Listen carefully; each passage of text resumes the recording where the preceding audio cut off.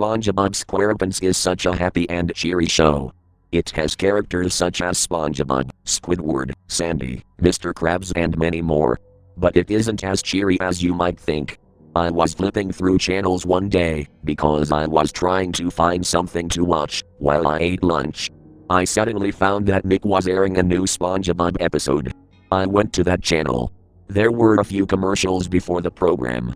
One caught my eye. An announcer for the commercial said, as follows. A new, special SpongeBob episode comes on in just a moment. But don't switch to another channel, because the episode is so special. This is the only time you get to watch it, only on Nick. I was confused. It was so special, it would never air again. I continued waiting. A few minutes later, the familiar SpongeBob intro began to play. It looked slightly off-centered and tilted, but I didn't care enough to question it. After the intro, the screen turned back to normal. The title card was blue and it read Patrick's Degradation. There was no sound for the title card, though. I was uneasy. The opening credits played. Bubbles covered the screen, only to soon disappear and transition to the next scene. Mulakani Nue, one of the most happy music tracks in the series, began playing. While the sun was coming up, SpongeBob was seen happily skipping to the Krusty Krab to do his job as a fry cook. Patrick's rock was seen, slightly opened. Patrick peeked out at SpongeBob. The happy music that was once playing immediately stopped and was replaced with sad music. How does he keep this happiness up so well? Patrick moaned. I was a little frightened at this sentence. It's like he uses something to do it. And he thinks I'm so happy all the time. But he doesn't know how I am. Patrick continued. I can't live with it. If I can't live with it, I'll at least stop it. At this point, I was starting to get really scared. I knew why the episode was only airing once. I must think of a plan. A plan to stop SpongeBob's joy once and for all. A bubble transition appeared briefly. In the next scene, Patrick was walking to SpongeBob's house with a very serious expression. Patrick swung open the door. SpongeBob was nowhere to be found, so he was probably still at work. Patrick grabbed the TV and smashed it into the wall. He then ripped at the couch with a crowbar he had brought along with him. He also had hammers, axes and other various tools in a box that he brought with him also. He was destroying everything.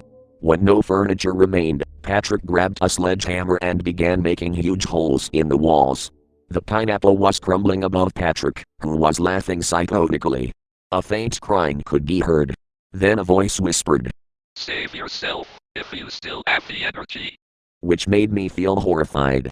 I couldn't believe that Patrick, the pure meaning of fun and joy, would do such a destructive act. The scene panned to SpongeBob, who was getting his things together before he left for home. He sighed a happy sigh and skipped away. He slowed down his skipping until he stopped. His face was in utter shock and horror. He trembled as he ran to his dilapidated pineapple home. He slipped through the open door and stopped to see Patrick, his best friend, turning the house to rubble. A single tear ran down SpongeBob's face. SpongeBob took a step backwards. Patrick, he yelled. He paused for a moment. The screen began to get redder. Why? I'm sorry, SpongeBob, but I can't live with your mocking joy. It's all too much. Patrick growled at a shocked SpongeBob. SpongeBob tried to attack Patrick, but Patrick swung an axe and the scene immediately changed to SpongeBob limping out of his house with half of a leg and part of his face missing from his body, wheezing pain screams and making ear-piercing choking noises. I couldn't believe I had just watched this grueling horror happening in front of me. I wanted to change the channel but I had to see what would happen next. SpongeBob suddenly slammed his face on the ground, looking pale. Patrick walked behind him. He's dead. Finally. Patrick cheered. He ran to Squidward's house. He knocked on the door. As voices could be heard mumbling and crying, Squidward opened the door. Patrick pulled out a pocket knife and jabbed Squidward through the side of his head. Squidward, with a surprised expression, slumped over and fell to the ground, blood dripping from the door. Static started to overlap Squidward's corpse. Then, Patrick left the scene. About 15 seconds passed. The camera panned to Mr. Krabs' home, a giant anchor. Patrick stood at the door, looking down at something. The camera quickly zoomed into the object Patrick was looking at. It turned out to be Mr. Krabs' dead body. Patrick began going into disgusting detail of how the corpse looked. His arms are where his eyes are, and his eyes are in my tummy. He's got a cracked shell because I hit it with a sledgehammer and... I didn't hear anything else, because I had ran into the bathroom to vomit, as that description was sickening and repulsive to hear. I wished that I had never watched this episode, and it was just a bad dream. I went back into the room, and thank God, the scene had ended. But the next one wasn't any better. Instead of the music that was playing, there were sounds of people screaming at each other. They were saying that they were going to kill each other, and then you could hear punching and stabbing. With those horrible sounds happening in the background, there was Patrick, walking to Sandy's place. It was presumably sunset, as the sky was pink and the half-visible sun was bright red. Sandy was working on an experiment in the tree in her tree dome. Patrick opened both doors that led into the dome. He was holding a large rock. Sandy, I want to show you something scientific, Patrick said.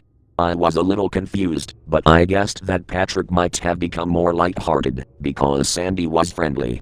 Sandy jumped from the tree with a Yeehaw! and fell to the ground with a somersault. Howdy, Patrick. She said in a strong Texan accent. What's up? So, do you see this rock? Patrick asked. Yep. Sandy replied. Watch this. Patrick explained. He then lifted it up, heaving, and tossed it at the glass. Patrick, no! Sandy gasped. The rock broke through the glass and water poured like a waterfall into the dome. Sandy screamed, her lungs filling to the brim with water. Patrick smiled as the water gushed into the hole in the glass. Sandy's head was red and her lips were blue. She scurried to find an air spot, but the water got the best of her. Her body floated out into the ocean. Patrick grabbed her and bashed her on the street, leaving her head smashed and her brain exposed. Blood drizzled out from her nauseatingly destroyed skull. Patrick looked at her. He frowned. I killed everyone I've ever loved. He began to realize that what he did was bad. He pulled out a butcher knife from his back pocket. He put it to his throat. He hesitated long enough to say through his teeth, I'm so sorry. Tears rolled down his face and he finally slit his neck. He bled all over the street, as Gary the snail was watching. Gary looked at the camera with a traumatized expression on his face. He meowed in a frightened way. The camera faded to black. The TV shut off on its own. I was happy that it was over, but horrified that I had watched it. Every night, I think of how Patrick slaughtered everyone who made him who he was. I think of how he was so innocent. But I don't know what to believe in that show. I've completely stopped watching TV. I think it's for the best.